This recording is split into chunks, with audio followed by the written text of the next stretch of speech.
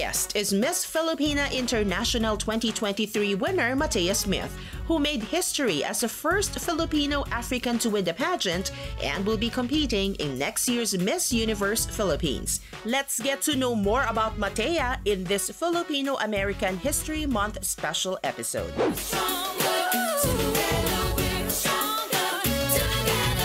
Hi Matea, welcome to Stronger Together, the GMA Pinoy TV podcast. Thank you so much for having me. It's such an honor to be here and speaking with you. Tell us your full name. My full name is Matea Mahal Smith. Do you know what that means in Filipino? Yeah, so Mahal in Filipino means love and expensive. And my mom gave me this name because she said I would have so much love to give to the world. But she always said that I was an expensive child. Why? Why is that? I guess I would always just ask for toys or stuff or want her to buy something for me. And she always said that growing up, she knew that I would be expensive. So it's Mahal, love, and expensive. Do they call you Mahal at home or it's just Matea? I have family friends that would call me Mahal sometimes, or when I meet some Filipinos, if they don't remember Matea, they'll just say Mahal. And I'm just like, okay. What are some of the biggest challenges you faced during the competition? I would say the biggest challenge is that it was a new experience. I didn't know what to expect, and often the unknown can be very scary. I was always wondering whether I had practiced my walk enough or if I had prepared enough for the interview portion. Often I would have thoughts if I was doing enough to be of the same caliber as the other candidates, because some had done many other pageants and some were even title holders. But how I confronted this challenge was really reassuring myself that I'm doing everything in my power to prepare, and that no matter the outcome, I'm going to walk away knowing that I gave it my all. What are some of the preparations that you had to do for Miss Filipina International 2023? Well, when I first learned about the pageantry industry itself, I learned that it's a specific type of walk, how you carry yourself, and the interview portion is not only what you say, but how you say it and how you deliver it in a very concise and well-mannered structure. And that was something that I didn't even know was a part of the process, and I really had to learn that. When did you start joining beauty pageants? My first pageant was actually in 2021, and it was the Miss Florida Teen USA pageant. And I knew really nothing about pageantry at that time. It was just my mom and I trying to figure everything out. My second pageant was Miss Filipina International. And when I joined, I was determined to make sure that I do better than my first. And what I think really helped me was gaining the support, and I was fortunate to have the support from both the Filipino community and the Black community. And it strengthened and guided me throughout the entire process. How does it feel to be the first winner of Filipino and African descent? Being crowned as the first Afro-Filipina was really surreal, and I was so honored to be accepted not only for my Filipino side, but also the African Black side of me. And I was glad to show some representation because the Filipino community is very diverse in itself. I'm an example, I'm an Afro-Filipina, and I think that there's not one look to what a Filipina looks like, and I think that I really displayed that on the stage. For your first pageant, Matea, did you win the title? No, I didn't place in that pageant. I really just dove into it and wanted to experience it. I didn't know the inner workings of pageantry really at all during that time. So how did you handle that setback? After that pageant, I almost was like, I don't want to do any other pageant. But when I was approached with Miss Filipina International, I was thinking that this is such a great experience to really showcase my Filipino heritage. And I researched and put in the work to see what it takes to be a part of a pageant and what it takes to be a beauty queen. What are some of the opportunities that have opened up for you since winning Miss Filipina International? Recently, I was just in South Florida and Miami, and I was able to go there and be a representative and speak with so many people and share just our culture and heritage with people that are Filipino and a lot of people that weren't. So I was very glad about that, to just have a voice and share about the Philippines. Do you feel pressure that you have to set an example for other aspiring beauty queens? I don't think that it's pressure. I see it as an opportunity, because as an Afro-Filipina growing up, I didn't really see that representation myself. So I feel that it's not necessarily pressure, but it's really a door opening so that I can be the role model for little girls that look like me, or little girls that didn't have the representation or didn't have representation kind of like I did. So not necessarily pressure, but I see it as it's a great opportunity for me to step into the shoes of that. Who did you look up to growing up? My mom. My mom is a very hardworking woman, and I saw it every day. So really, whenever I saw a strong Filipino woman, I would always just think of my mom and be like, I want to be like her one day. Did you pattern your walk or the way you handle yourself? Like, did you pattern it towards like a certain beauty queen? During the process, I would have to say I find really inspiration in Catriona Gray. I loved her walk and her tips and the way she speaks. So yes, it would definitely have to be Catriona. If you can get a chance, or if you will get the opportunity to talk to Catriona Gray, what would you ask her? Oh my gosh, that would be a dream.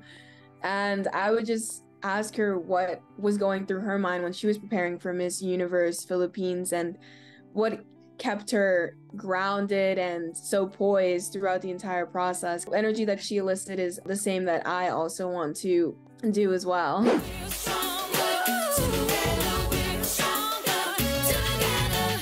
Global Pinoys, watch new and all-time favorite shows on GMA Pinoy TV. Bubble Gang, Fast Talk with Moya Bunda, 24 oras. Abot Kamay na Pangarap, Kapuso Mo, Jessica Soho, and award-winning news programs, documentaries, lifestyle shows, and many more on GMA Live TV and GMA News TV. GMA channels are available in the U.S. through various pay TV services. To know more, visit gmapinoytv.com/subscribe or follow us at GMA Pinoy TV on social media. Mga Global Pinoy subscribers ng GMA Pinoy TV sa US, Canada, Singapore at Hong Kong, you can now watch Kapuso shows on the go. Just download the mobile app of your pay TV provider and enjoy TV everywhere. In the US via Xfinity Stream, Spectrum TV app, Cox Contour app, and Optimum TV app. In Canada via Bell 5 TV, Rogers Ignite TV, and TELUS Optic TV. And in Hong Kong via the Now TV app. TV everywhere is available to existing GMA subscribers only. Contact your pay TV provider or visit gmapinoytv.com/subscribe to learn more.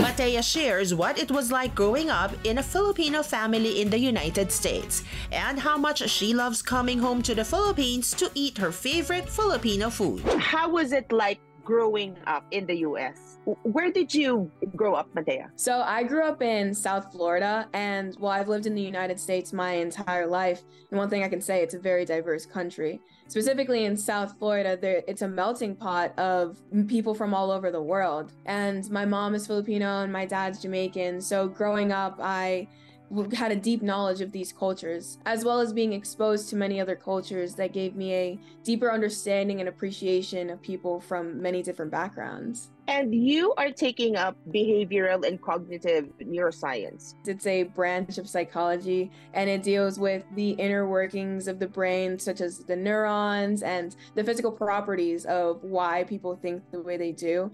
And I feel that just having the background knowledge of psychology allows me to be more empathetic to why people think the way they do and why we all have our differences. How do you balance your studies and preparing for pageants? I have taken up scheduling and making sure that what is of priority is at the first of my list, and that everything else, I create time for that. I also have my mom and my family helping me to make sure that I know when specific things are going to be and how to prepare for that. Do you have other hobbies as well, Matea? Like, do you play other sports? I dance at the University of Florida. I'm a part of the Asian American Student Union, and through that, I love dancing. I actually have a dance show coming up in next weekend.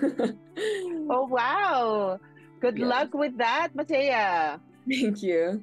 How many siblings do you have? I have 2 older brothers, my kuyas. Are they strict kuyas?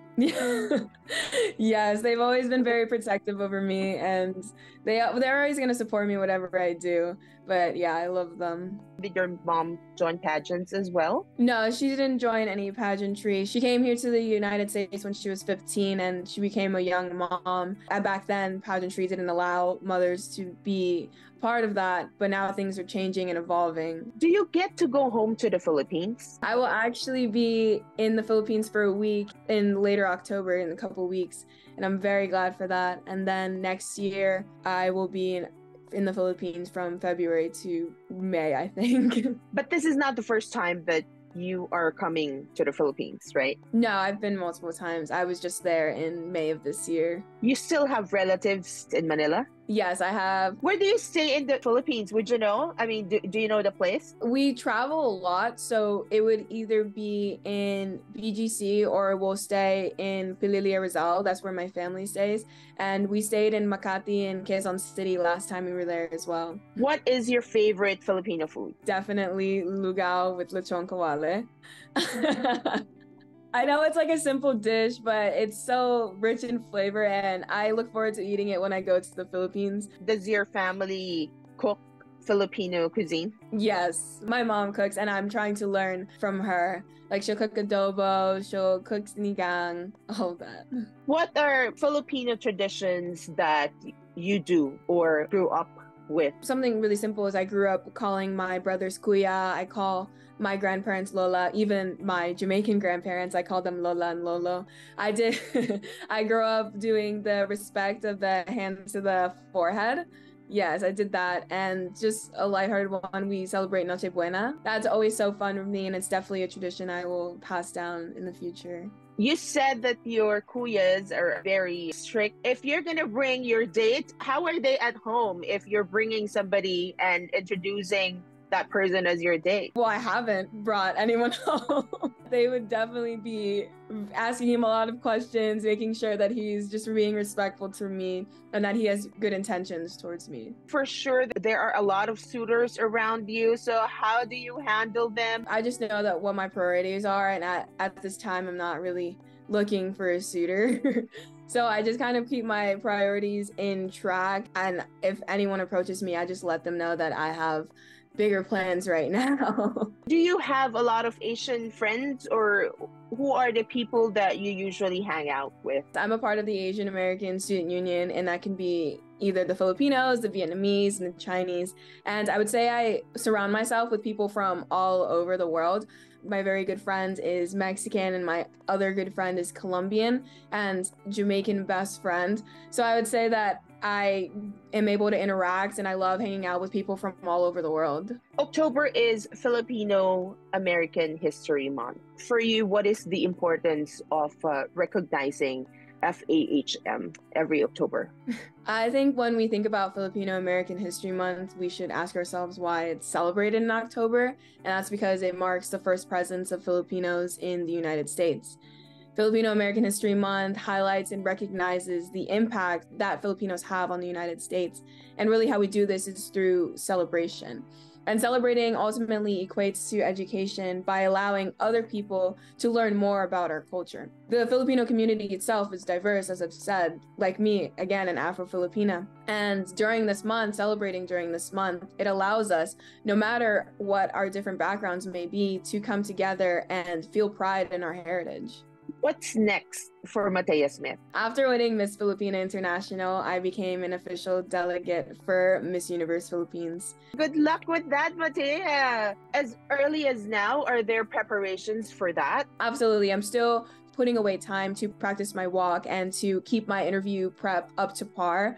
And even though it's like about 6 months out in advance, I don't think it's ever too early to start preparing. Do you support any advocacies? My platform is mental health, specifically for the youth in the Philippines. And through that, I'm an ambassador for Maya's Hope, which is a nonprofit that aims to help impoverished and disabled kids in the Philippines. And moving forward, I want to be able to provide more mental health resources for the youth of the Philippines and any battles or struggles that they may be facing with mental health. You mentioned mental health, and I think over the years, we hear a lot of people experiencing it, especially with young people.